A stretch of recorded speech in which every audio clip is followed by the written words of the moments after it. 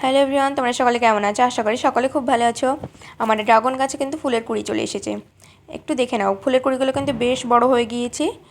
আর এই যে এখানে ডালটা দেখছো, এই ডালটাতেও কিন্তু অনেক কুড়ি ছিল, কিন্তু লাল হয়ে গিয়েছে দুটো। আর আগেই ছোট ছিল, তখন কালো হয়ে গিয়ে নষ্ট হয়ে গিয়েছে।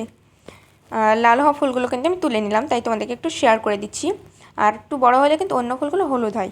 আর এই যে ডালটা দেখছো, পানি হয়েছে বলেও মানে পানিটা আছে ওপর করে। সব এখনও ছোট সব ফুলের কুড়িগুলো, আর একটু বড় হোক, কবে ফুটছে তোমাদের কাছে অবশ্যই শেয়ার করব।